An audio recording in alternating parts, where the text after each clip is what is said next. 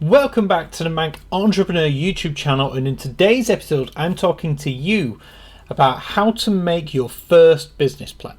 Now, I know all too well that when you start a business, people will ask you, have you done a business plan? Or if you need to lend money, chances are the bank will want to see a business plan. And it's one of those things which nobody ever teaches you how to do. I did business studies at school and they never taught us how to write a business plan. And whilst you can go online, and the beauty of having Google these days is you can type business plan template into Google and you'll get a whole host of results popping up, outlining sort of the concepts that you should need to build into a business plan. So firstly, I want to answer the question, do you even need a business plan?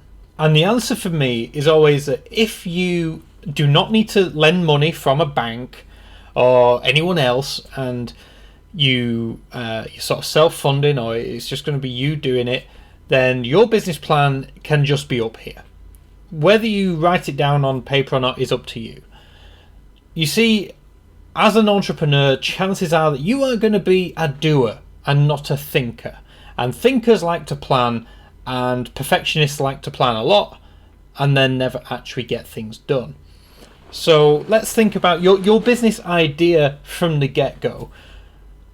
So many people will think that they've had this amazing idea, it's 100% unique, when in reality there's chances are that someone else has already thought of your idea.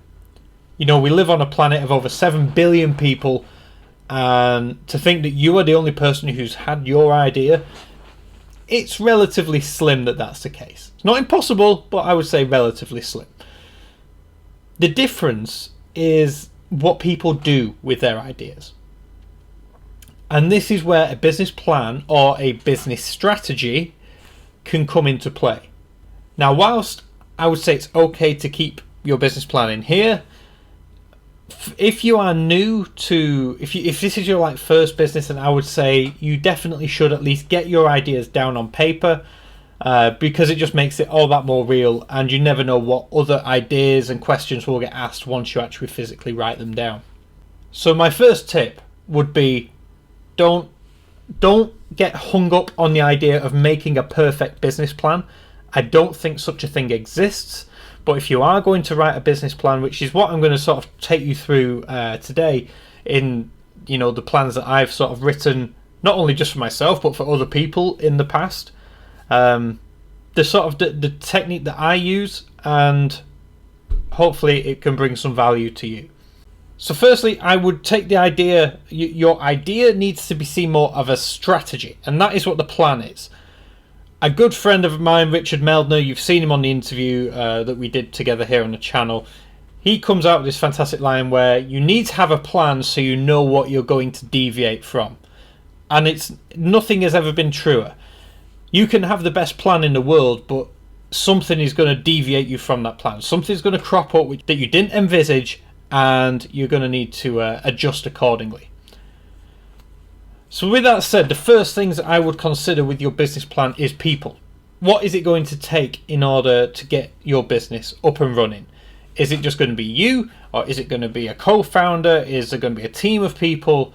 This is what you need to know first. And then you need to ask 3 questions about the people involved. For everyone involved, you need to ask, what do they know? Who do they know? And how well are they known? And obviously those questions are all aimed at whatever industry you're working in.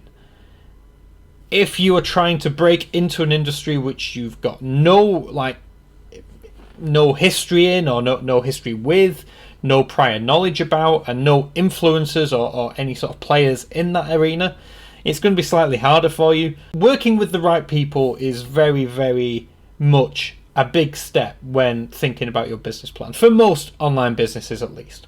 Next up, you need to look at the opportunity. Now, you might think this is quite a simple one, but is there a demand for whatever it is that you're trying to create, whatever value it is that you're trying to give away, or trying to change the world in whatever way it is? If you're making a product, is there a demand for that product? Is your product fixing a need? Is it fixing a problem that will aid convenience for a lot of people? Now, opportunity is a very good one. It's a very easy one to get carried away with. And the best advice that I can give you with opportunity is to actually just get out there and ask people, find out what their pain points are, and actually find out if your service, if your product is actually going to fix a problem, and then if people would actually invest in a solution to the problem. That's what 99.9% of all businesses are. They fix problems and they aid convenience. Try and pre-sell or find out if your product is doing those things or service. Next up, we have the context. And this is one that most people will overlook in a business plan, because a business plan tends to be all sunshines and rainbows and they think everything is fantastic. They've built the best product or service in the world, and everybody in their right mind is going to just be queuing up outside the door, throwing money at them to be part of whatever it is that they're building. The reality is that that's quite different. For example, what I mean by context is the actual real world implications of what you're trying to do. So if you are building an app that is giving accounting advice, what sort of legal, representation do you need in order to be able to give that advice? Are you liable for any information that the app gives that people then work on? If you're creating a drink product and you need to be aware of the regulations, what are the caffeine levels perhaps, or the sugar levels that your drink has to abide to in order to meet certain healthy food ratings and things like that. You need to start thinking real world, what do I need to be aware of? Think about the context of what your business will do, how it will impact the real world, and what liabilities are there, also what vulnerabilities could the business potentially be leaving itself open to. These are all questions which you need to seriously consider, and which you may not have considered previously when the idea is just up here. Finally, it's risk and reward. It's, a lot of people have, when you spoke about business plans, a lot of people used a SWOT analysis, which is the strengths, weaknesses, opportunities, threats. This is very much the same thing. Your people is where you will sort of highlight your strengths and weaknesses as a team, and what you can do. Your opportunities is pretty much what it says it is. Your threats is the context, the context of the real world implications of your business. And then you have the risk and reward. I think you would be incredibly naive or arrogant to think that there is no risk involved with your business. Yes, of course, there's going to be risk involved. There's always risk involved in some way, shape or form. Being aware of that risk is perhaps the biggest thing that you can be. If you know the risk beforehand, that's going to make life a lot easier.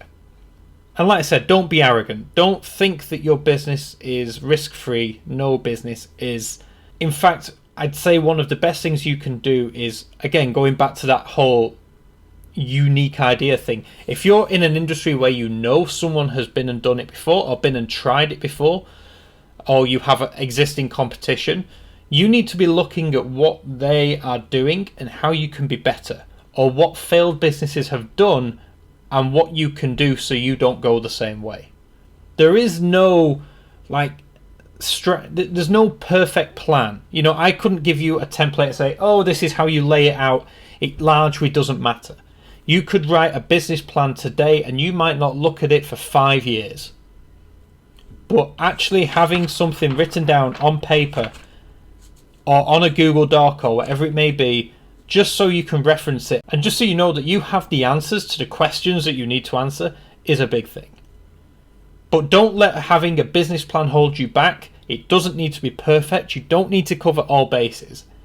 I think it does help give you a little bit of clarity in the early days, and this is how I would do it. This is how I have done it for other people, and I think it does give entrepreneurs a little bit of a roadmap on which they can follow.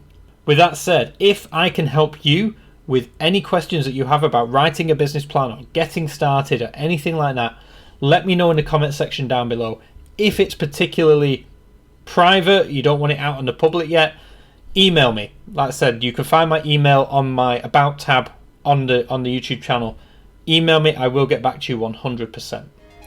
With that said, if you like the video, hit that thumbs up button, it means a lot to me. And subscribe if you are new, there's new videos every single weekday. Enjoy the rest of your day, and I'll catch you, as always, in the next video. Thank you for watching.